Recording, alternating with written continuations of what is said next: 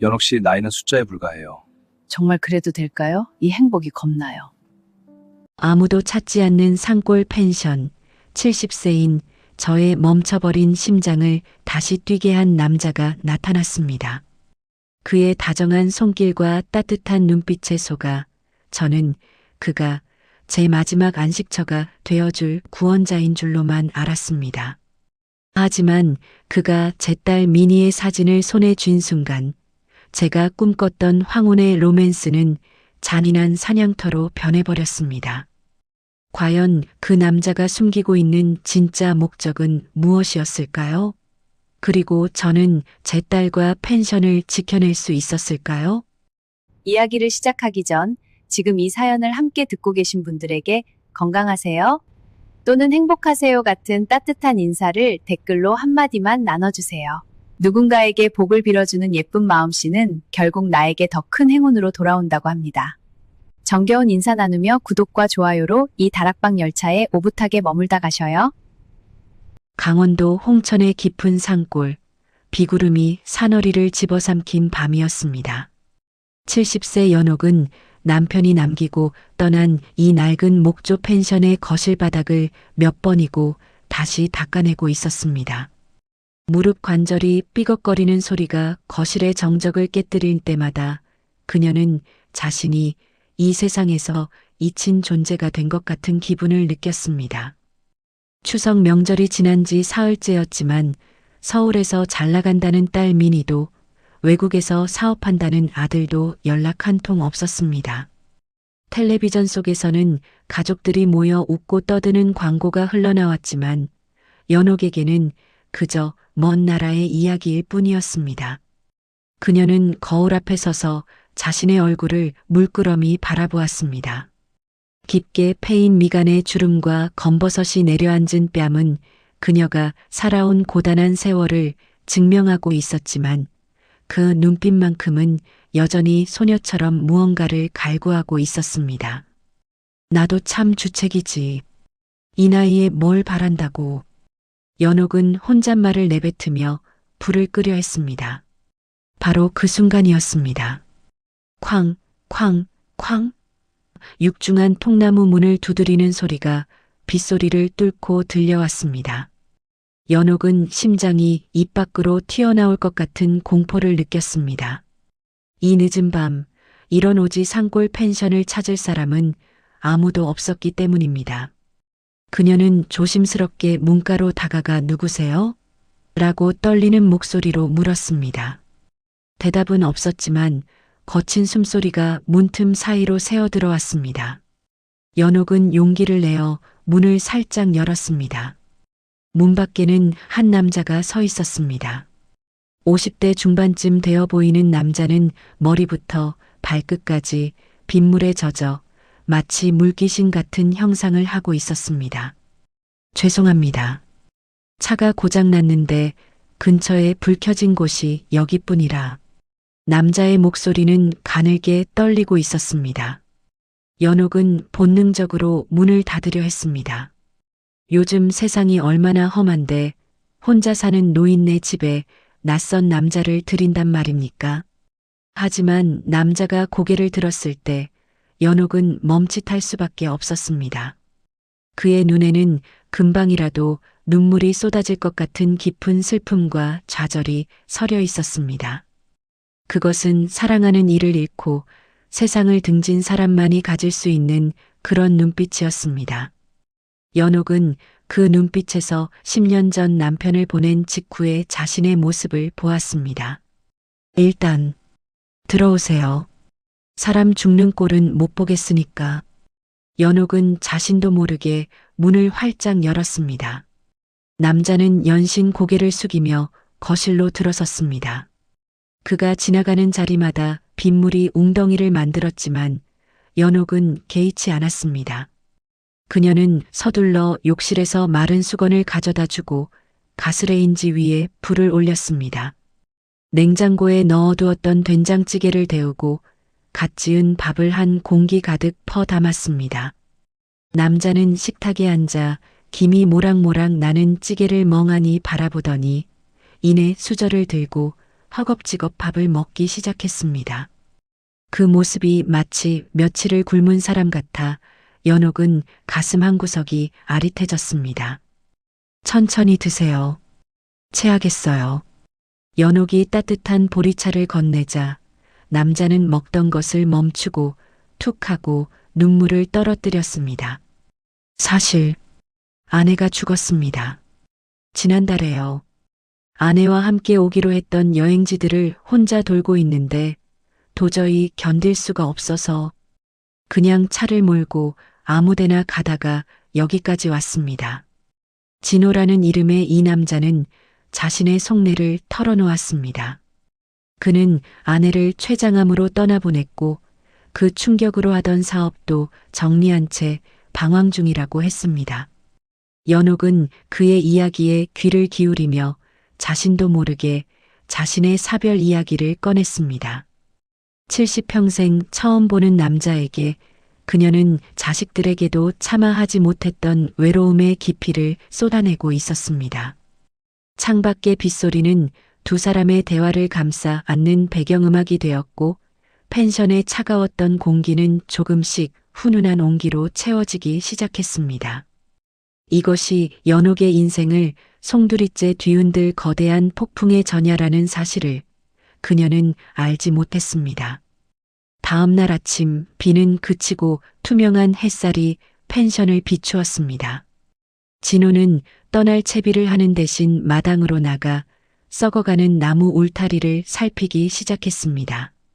사장님, 이 울타리 이대로 두면 겨울에 무너집니다. 제가 좀 손봐드려도 될까요? 그의 제안에 연옥은 당황했지만 이내 고개를 끄덕였습니다. 남편이 죽고 나서 손볼 엄두도 내지 못했던 집안 곳곳이 그의 손길이 닿을 때마다 새 생명을 얻는 것 같았습니다. 진호는 능숙하게 망치질을 하고 삐걱거리던 보일러실 문에 기름칠을 했습니다. 연옥은 수박을 썰어 마당으로 나갔습니다. 땀방울이 송골송골 맺힌 진호의 넓은 등판을 보며 연옥은 아주 오래전 잊었던 가슴의 두근거림을 느꼈습니다. 70세라는 나이가 무색하게 그녀의 심장은 갓 20살 소녀처럼 방자하게 뛰기 시작했습니다. 진호는 펜션에 한 달 동안 머물기로 했습니다. 그는 숙박비를 내겠다고 고집했지만 연옥은 집 수리를 해주는 것만으로도 충분하다며 사양했습니다. 두 사람의 일상은 마치 신혼부부처럼 닮아갔습니다. 아침이면 함께 숲길을 산책하고 오후에는 읍내 시장에 나가 창거리를 샀습니다. 시장 상인들이 아이고 사모님, 아드님이 효자네 혹은 부부 사이가 참 좋아 보이시네요 라고 한마디씩 던질 때마다 연옥은 얼굴을 붉히면서도 싫지 않은 기색이었습니다. 진호는 그럴 때마다 자연스럽게 연옥의 어깨를 감싸 안으며 저희 집사람이 좀 고와야죠 라고 너스레를 떨었습니다. 그 농담 섞인 말 한마디가 연옥의 메마른 영혼에 단비처럼 쏟아졌습니다. 하지만 모든 이가 이 풍경을 곱게 보는 것은 아니었습니다. 연옥을 오랫동안 짝사랑해온 마을 이장 동식은 진호가 못마땅해 죽을 지경이었습니다. 어느 날 동식은 연옥을 따로 불러 세웠습니다. 연옥아, 너 제정신이냐? 어디서 굴러먹던 놈인지도 모르는데 덜컥 집안에 들여? 저놈 눈깔을 봐라. 그게 사별한 놈 눈깔이야? 뭔가 꿍꿍이가 있는 놈이라고. 동식의 거친 말투에 연옥은 눈을 치켜떴습니다. 이장님 말이 너무하시네요. 진호 씨는 아픈 상처를 안고 온 선한 사람이에요. 괜히 질투나서 그러시는 거 모를 줄 알아요? 다시는 그런 소리 마세요. 연옥은 차갑게 등을 돌렸습니다. 이미 그녀의 눈에는 동식의 진심 어린 걱정 따위는 들어오지 않았습니다. 오직 자신을 여자로 대우해주는 진호의 감미로운 목소리만이 유일한 진실이었습니다. 어느 날 저녁 진호는 시내에 다녀오겠다며 나갔다가 작은 상자 하나를 내밀었습니다. 그 안에는 은은한 보랏빛이 감도는 고급 실크 스카프가 들어 있었습니다. 연옥 씨, 오늘 시장에서 이걸 봤는데 딱 연옥 씨 거다 싶더라고요. 한번 해보실래요? 진호는 직접 연옥의 목에 스카프를 둘러주었습니다. 그의 손가락 끝이 연옥의 목덜미에 살짝 닿았을 때 연옥은 온몸에 전율이 흐르는 것을 느꼈습니다. 거울 속에는 더 이상 외로운 할머니가 아닌 사랑받는 여자의 얼굴이 있었습니다. 연옥은 그날 밤 서랍 깊숙이 넣어두었던 립스틱을 꺼냈습니다. 유통기한이 한참 지난 것이었지만 입술에 붉은 기운이 도니 마치 다시 젊어진 것만 같았습니다. 그녀는 거실에서 들려오는 진호의 콧노래 소리에 귀를 기울였습니다. 이게 꿈이라면 깨지 않았으면 좋겠다. 그녀는 생각했습니다. 자식들도 이웃도 채워주지 못했던 그 거대한 구멍을 진호라는 남자가 메워주고 있었습니다. 하지만 그녀는 간과하고 있었습니다. 너무나 달콤한 꿈일수록 깨어났을 때 마주할 현실의 냉기가 더 가혹하다는 것을 말입니다. 밤 공기가 제법 차가워졌지만 평상 위에 놓인 막걸리 주전자 덕분에 두 사람의 대화는 뜨거웠습니다. 노란 양은 잔이 부딪히는 맑은 소리가 산속의 고요를 깨뜨렸습니다. 진호는 오늘따라 유난히 많은 이야기를 쏟아냈습니다. 죽은 아내가 생전에 좋아했던 꽃, 함께 갔던 바다, 그리고 아내가 마지막 숨을 거두며 자신에게 남겼다는 유언까지. 그의 목소리는 애절했고 눈시울은 늘 젖어 있었습니다. 연옥 씨, 아내가 떠나고 난 뒤 제 세상은 온통 잿빛이었어요. 그런데 여기 와서 연옥 씨를 만나고 처음으로 다시 색깔이 보이기 시작했습니다. 진호의 고백에 연옥은 가슴이 뭉클해졌습니다. 연옥 역시 가슴 깊이 묻어두었던 이야기를 꺼냈습니다. 나도 참 힘들게 살았어요. 남편 보내고 이 펜션 하나 지키겠다고 안 해본 일이 없었죠. 서울에 있는 딸 미니. 그 애 하나 잘 키워보겠다고 내 몸 부서지는 줄도 모르고 살았는데 정작 그 애는 내가 어떻게 사는지 관심도 없네요. 연옥은 씁쓸한 미소를 지으며 핸드폰을 꺼내 딸 미니의 사진을 보여주었습니다. 이게 내 딸이에요. 예쁘죠? 내 눈엔 세상에서 제일 귀한 보물인데. 그 순간 진호의 얼굴에서 다정한 미소가 순식간에 사라졌습니다. 핸드폰 불빛에 비친 그의 눈동자는 차갑게 식어 있었고 사진 속 미니의 얼굴을 뚫어지게 응시했습니다. 그의 손가락 끝이 떨리는 것을 연옥은 그저 술기운 때문이라고 생각했습니다. 딸이 아주 세련됐네요. 서울 어디서 무슨 일을 한다고 하셨죠? 진호의 목소리가 낮게 깔렸습니다. 연옥은 눈치채지 못한 채 말을 이어갔습니다. 인테리어 디자인을 해요. 강남에서 사무실도 크게 한다는데 요즘 경기가 안 좋은지 목소리가 예전 같지 않더라고요. 그게 늘 마음에 걸려요. 진호는 잠시 침묵하더니 다시 평소의 부드러운 목소리로 돌아왔습니다. 걱정 마세요. 저렇게 똑똑해 보이는 따님인데 잘 해결하겠죠. 그보다 연옥 씨, 저 사실 이곳이 너무 좋아졌습니다. 아니, 연옥 씨 곁에 더 머물고 싶어졌어요. 제가 이 펜션 일을 본격적으로 도우며 함께 지내면 어떨까요? 남은 여생 서로 의지하면서요. 진호의 제안은 사실상의 프로포즈였습니다. 70세의 나이에 다시 누군가와 삶을 합친다는 것, 그것은 연옥에게 상상조차 못했던 축복이었습니다. 그녀는 떨리는 마음을 억누르며 진호의 어깨에 천천히 머리를 기댔습니다. 진호 씨, 나 같은 노인네한테 왜 이렇게 잘해줘요? 정말 그래도 되는 걸까요? 연옥의 물음에 진호는 그녀의 어깨를 강하게 감싸 안았습니다. 나이는 숫자일 뿐입니다. 내 눈에 연옥 씨는 그 어떤 젊은 여자보다 아름다워요. 진호의 감미로운 거짓말은 달콤한 독처럼 연옥의 이성을 마비시켰습니다. 산새들이 지저귀는 소리조차 축복처럼 들리는 밤이었습니다. 하지만 연옥은 알지 못했습니다. 진호가 보고 있던 미니의 사진 뒤로 수억 원의 빚더미와 누군가의 눈물, 그리고 피비린내 나는 복수국이 얽혀 있다는 사실을 말입니다. 진호의 품은 따뜻했지만 그의 가슴속 심장은 차가운 얼음처럼 냉정하게 다음 계획을 계산하고 있었습니다. 펜션의 가을이 깊어가는 만큼 두 사람의 관계도 걷잡을 수 없이 깊어졌습니다.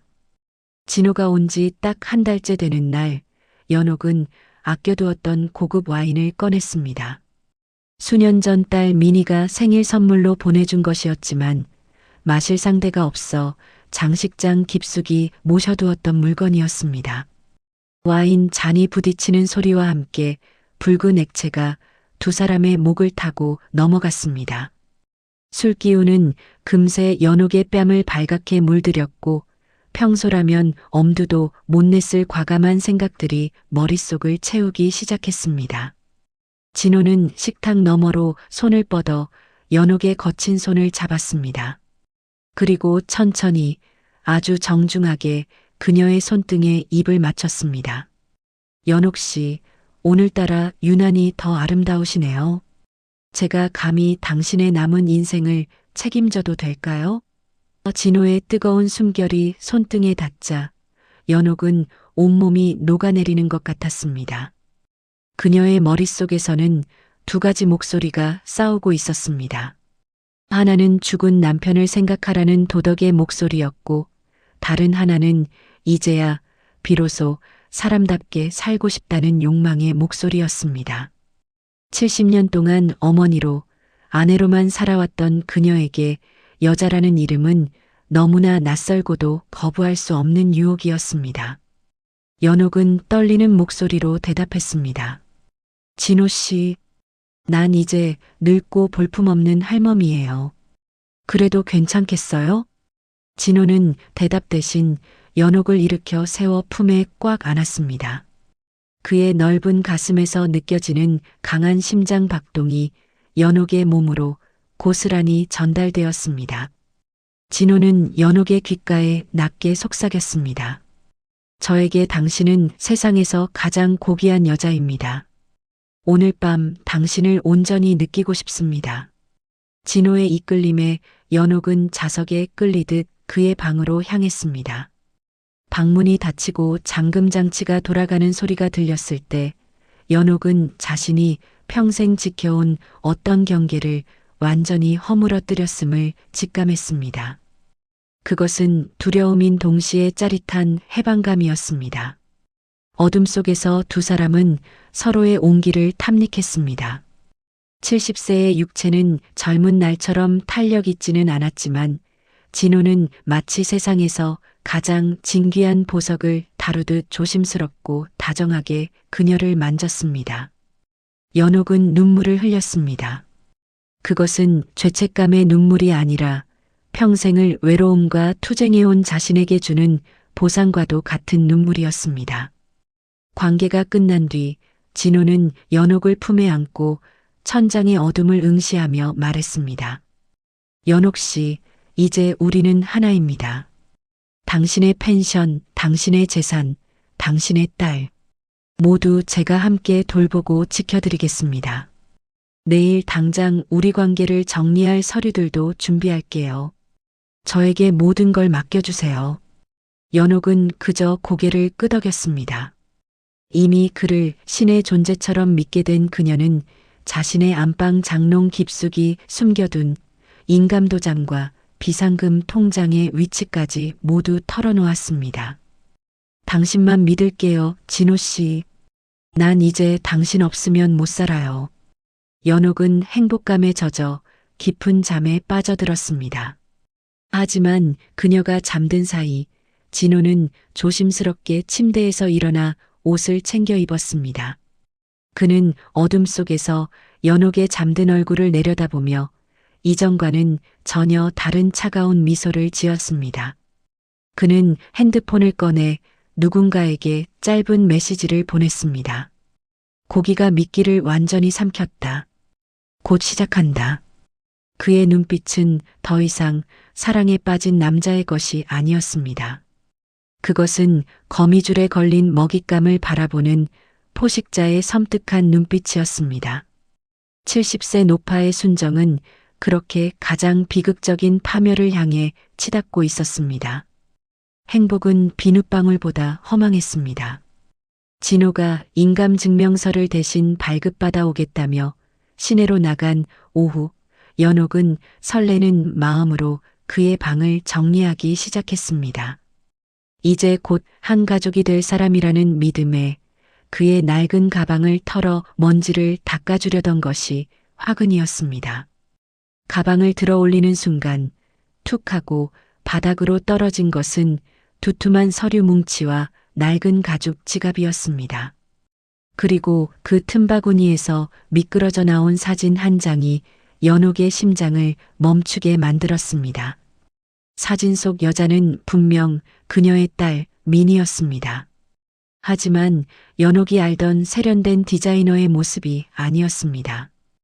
헝클어진 머리, 피멍이 든 광대뼈, 그리고 누군가를 향해 살려달라는 듯 애원하며 울부짖는 그 처참한 모습.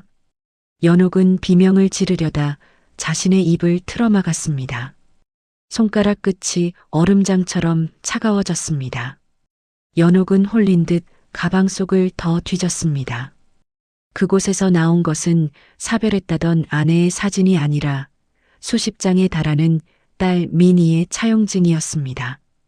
이민희 금 5억 원 정. 차용증 하단에는 딸의 지장이 선명하게 찍혀 있었습니다. 그 옆에는 진호의 이름이 적힌 사채업자 명함과 협박용으로 촬영된 듯한 미니의 일거수일투족이 담긴 사진들이 쏟아져 나왔습니다. 이럴 리가 없어. 진호 씨가 그 다정한 사람이. 연옥의 입술이 파르르 떨렸습니다. 하지만 진실은 잔인하게도 그녀의 눈앞에 증거를 들이밀고 있었습니다. 그가 말했던 아내와의 사별, 전국 방랑, 이 모든 것은 연옥의 재산을 빼앗고 딸의 빚을 받아내기 위한 치밀한 연극에 불과했습니다. 더욱 충격적인 것은 가방 깊숙한 곳에서 발견된 연옥의 인감도장과 이미 작성이 완료된 펜션 증여 계약서였습니다. 어젯밤 사랑을 속삭이며 건넸던 그녀의 모든 정보가 이미 독이 되어 돌아와 있었습니다. 연옥은 딸 미니에게 전화를 걸었습니다. 제발, 미니야, 제발 받아. 수십 번을 눌렀지만 돌아오는 것은 차가운 기계음 뿐이었습니다. 딸이 위험에 처해 있다는 확신이 들자 연옥은 자책감에 가슴을 쥐어뜯었습니다. 사랑에 눈이 멀어 뱀을 집안에 들인 꼴이라니. 그때였습니다. 멀리서 익숙한 엔진 소리가 들려왔습니다. 진호의 차가 펜션 마당으로 들어오고 있었습니다. 연옥은 미친 듯이 서류와 사진을 가방 속에 밀어 넣었습니다. 하지만 떨리는 손은 자꾸만 실수를 연발했고 마지막 사진 한 장을 숨기려는 찰나 방문이 벌컥 열렸습니다. 연옥 씨, 여기서 뭐 하세요? 진호의 목소리는 평소처럼 부드러웠지만 그 울림은 마치 사형 선고처럼 차갑게 거실을 울렸습니다.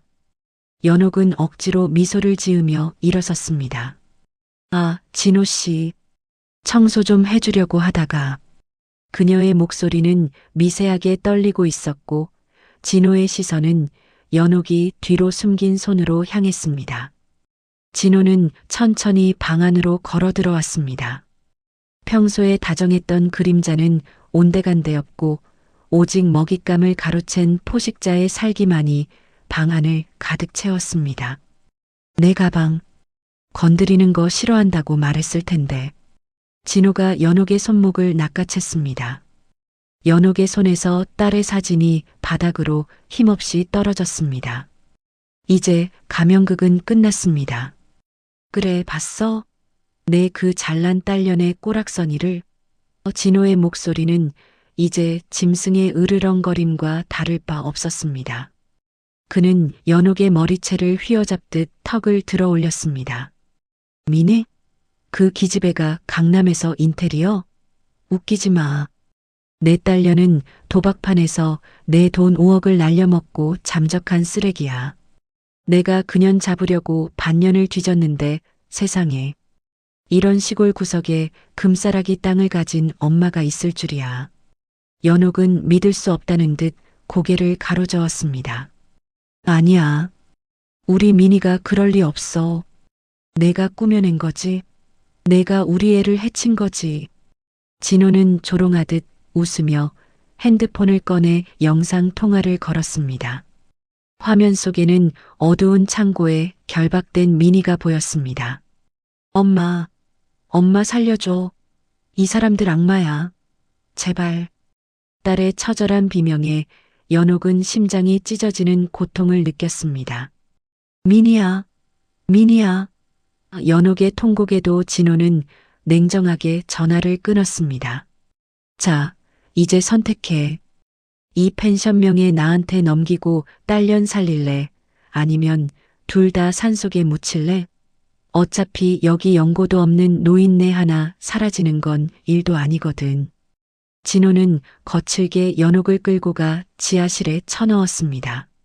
서류 준비할 테니까 마음 정해. 내 인내심도 한계가 있으니까. 쾅 하고 닫힌 철문 너머로 진호의 구두 소리가 멀어졌습니다. 연옥은 차가운 시멘트 바닥에 엎드려 울었습니다. 자신이 준 사랑이, 자신이 느꼈던 설렘이 모두 딸의 목숨을 옥죄는 밧줄이었다는 사실에 숨을 쉴 수가 없었습니다. 여보, 내가 무슨 짓을 한 거야? 내가 미쳤었나 봐. 그녀는 벽에 걸린 먼지 쌓인 남편의 영정 사진을 손으로 닦아냈습니다. 인자하게 웃고 있는 남편의 얼굴을 보자 신기하게도 공포가 걷히고 차가운 이성이 돌아오기 시작했습니다. 그녀는 지하실 구석, 남편이 생전에 과수원 소독을 할 때 쓰던 약품 보관함을 열었습니다. 그 안에는 유효기간이 한참 지난, 하지만 여전히 치명적인 농약병이 들어 있었습니다. 그리고 그 옆에는 남편의 손때가 묻은 날카로운 낫이 있었습니다. 연옥은 그것들을 가슴에 품었습니다. 이제 그녀는 더 이상 가련한 노파가 아니었습니다. 새끼를 지키기 위해 자신의 목숨을 던질 준비가 된 어미 늑대였습니다. 연옥은 조용히 숨을 고르며 지하실 계단 위에서 들려오는 진호의 움직임에 집중했습니다. 그는 위층에서 펜션 서류를 챙기며 콧노래를 흥얼거리고 있었습니다. 그래, 다 가져가라. 내 돈, 내 땅, 내 목숨까지 다 줄게. 하지만 내 딸은 건드리지 마. 연옥은 농약병의 뚜껑을 조심스럽게 열었습니다. 그리고 지하실 한 구석에 놓여있던 진호가 그토록 좋아하던 막걸리 주전자에 그것을 쏟아부었습니다. 이것은 그녀의 마지막 로맨스에 대한 장례식이었고 배신자에 대한 가장 잔혹한 만찬이 될 것이었습니다. 진호 씨, 내가 다 줄게요. 그까짓 땅 죽으면 가져갈 것도 아닌데. 연옥의 목소리는 체념한 듯 낮게 가라앉아 있었습니다. 진호는 코웃음을 치며 막걸리 잔을 받았습니다. 이제야 말이 통하네. 처음부터 이랬으면 좋았잖아. 나도 연옥 씨한테 정이 많이 들었다고. 진호는 연옥이 따라주는 술을 의심 없이 단숨에 들이켰습니다.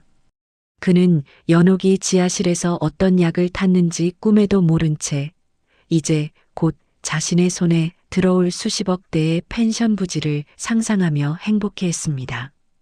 연옥은 타오르는 모닥불 속에 진호가 가져온 증여 서류들을 하나씩 던져 넣었습니다. 뭐 하는 거야? 진호가 놀라 일어나려 했지만 갑자기 아랫배를 쥐어짜는 듯한 통곡과 함께 다리에 힘이 풀려 주저앉았습니다. 내 몸이 왜 이래? 너 여기다 뭘 탄 거야? 진호의 얼굴이 하얗게 질리며 거품을 물기 시작했습니다. 연옥은 싸늘한 눈으로 그를 내려다보았습니다. 농약인 줄 알았어? 아니, 죽이는 건 너무 쉬워. 넌 내가 지은 죄만큼 살아서 고통받아야 해. 그건 남편이 쓰던 가장 독한 설사약과 수면제를 섞은 거야. 이제 곧 내 몸은 내 마음대로 움직이지 않을 거야. 그때 펜션 진입로를 가득 메우는 요란한 사이렌 소리와 함께 경찰차들이 들이닥쳤습니다. 마을 이장 동식이 맨 앞에서 달려왔습니다. 연호가 무사하냐? 동식은 연옥을 감싸 안으며 진호를 제압했습니다. 사실 연옥은 지하실에서 남편의 영정사진 뒤에 숨겨두었던 비상용 핸드폰으로 동식에게 미리 SOS 문자를 보냈던 것입니다. 동식은 이미 진호가 펜션에 온 날부터 그의 차 번호를 조회해 전과 기록을 확인하고 경찰과 공조 중이었습니다. 진호는 수갑이 채워지는 순간에도 비굴하게 소리를 질렀습니다. 이 할망구가 나를 죽이려 했다고. 독을 탔단 말이야. 하지만 경찰이 수거한 막걸리 병에서는 치명적인 독성분은 나오지 않았습니다. 오직 진호를 비참하게 만들 약 성분뿐이었습니다. 연옥은 경찰차에 실려가는 진호의 눈을 똑바로 응시하며 말했습니다. 진호 씨, 당신이 나한테 준 건 사랑이 아니라 지옥이었어. 이제 당신이 그 지옥에서 평생 살 차례야. 엄마, 엄마. 핸드폰 너머로 구출된 미니의 목소리가 들려왔습니다. 미니야, 내 새끼, 무사하구나. 그 소리를 듣는 순간 연옥을 지탱하던 마지막 정신력이 끈이 풀린 듯 끊어졌습니다. 그녀는 마당 한복판에 주저앉아 아이처럼 꺼느끼며 울었습니다. 황혼의 로맨스는 끝났고 그녀의 손에는 상처뿐인 영광만 남았지만 딸을 지켜냈다는 안도감이 그녀의 온몸을 감쌌습니다. 밤하늘의 보름달은 여전히 무심하게 빛나고 있었습니다. 겨울로 향하는 산골의 공기는 차가웠지만 펜션 안의 공기는 그 어느 때보다 따뜻했습니다. 모든 소동이 끝난 후 딸 미니는 서울 생활을 정리하고 엄마 곁으로 내려왔습니다. 엄마 미안해. 내가 못나서 엄마를 죽을 고비에 밀어넣었어. 미니의 고백에 연옥은 말없이 딸의 머리를 쓰다듬었습니다. 됐다. 내가 무사하면 된 거다. 우리 이제 욕심 부리지 말고 이 산속에서 오순도순 살자. 모녀는 서로의 상처를 보듬으며 진정한 화해를 이루었습니다. 진호는 사기 및 감금, 협박 혐의로 중형을 선고받았습니다. 그가 연옥에게 했던 모든 말은 거짓이었지만 역설적이게도 그가 고쳐놓은 펜션의 울타리와 보일러는 여전히 튼튼하게 작동하고 있었습니다. 연옥은 마당에 서서 그 울타리를 쓸어보았습니다. 한때 사랑이라 믿었던 독이 든 성배. 그녀는 이제 압니다. 외로움을 채우려 급하게 들이킨 물은 결국 배탈을 일으킨다는 것을요. 마을 이장 동식은 변함없이 연옥의 펜션을 찾았습니다. 예전처럼 투박한 잔소리를 늘어놓지만 그의 손에는 항상 연옥이 좋아하는 찐 옥수수나 갓단 나물이 들려 있었습니다. 연옥은 그런 동식을 보며 생각했습니다. 진짜 사랑은 화려한 말잔치나 짜릿한 설렘이 아니라 비가 오나 눈이 오나 그 자리에 묵묵히 서 있어주는 나무 같은 마음이라는 것을요. 연옥은 동식에게 시원한 보리차 한 잔을 건네며 환하게 웃었습니다. 70평생, 참 길고도 짧은 꿈을 꾼 것 같네. 연옥의 독백이 숲속으로 퍼져나갔습니다. 그녀는 이제 더 이상 거울 속 주름을 보며 한숨 짓지 않습니다. 그 주름은 그녀가 딸을 지켜내고 배신을 이겨내며 얻은 훈장이기 때문입니다.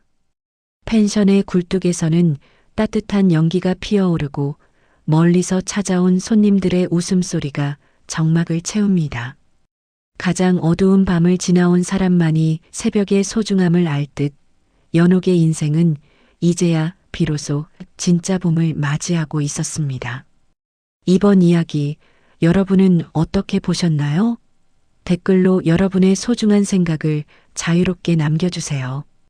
구독과 좋아요, 알림 설정은 다락방 열차가 다음 역을 향해 나아가는데 가장 큰 힘이 됩니다. 시청해 주셔서 진심으로 감사합니다.